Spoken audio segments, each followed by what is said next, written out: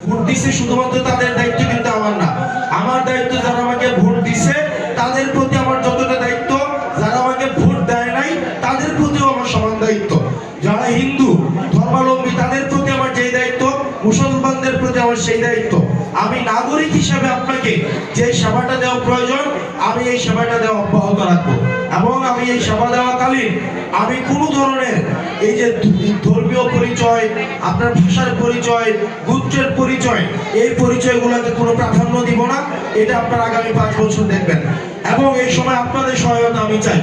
আপনারা আমাকে ভোট দিয়ে বানাইছেন, আপনারা কিন্তু আমাকে সহায়তা করতে হবে। আপনারা যদি আমাকে সহায়তা না করেন আমি কিন্তু আমার কাজে সফল হব না। সেজন্য আপনাদের সমস্যা, আপনাদের চাহিদা, আপনাদের প্রয়োজন আমার কাছে এসে কিন্তু আপনারা বলবেন। আপনারা বলবেন তো নাকি? আমি কিন্তু আপনাদের ছেলের মতো।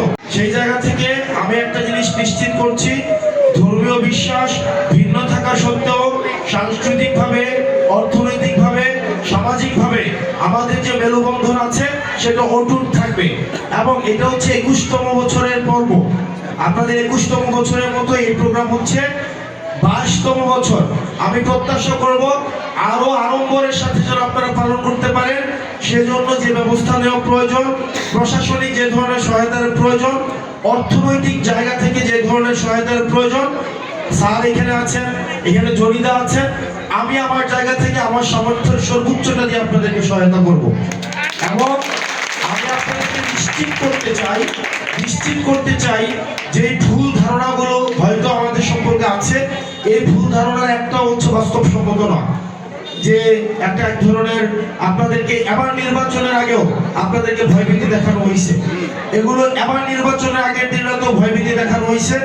আমি এটার বাস্তব নাকি বাস্তবসম্মত না এটা আপনারা আগামী 5 বছরের কার্যক্রমে দেখবেন। আপনারা আমাদের এই পূজার কার্যক্রমে, আপনাদের এই পূজার কার্যক্রমে আমাকে পাইছেন না আপনারা? পাইছেন না আপনারা? ইনশাআল্লাহ আপনাদের আগামী যে কার্যক্রমগুলো আছে আমার প্রশাসনিক জায়গা থেকে, যেহেতু আমি সবার দায়িত্ব, আমার দায়িত্ব শুধুমাত্র মুসলমানদের না।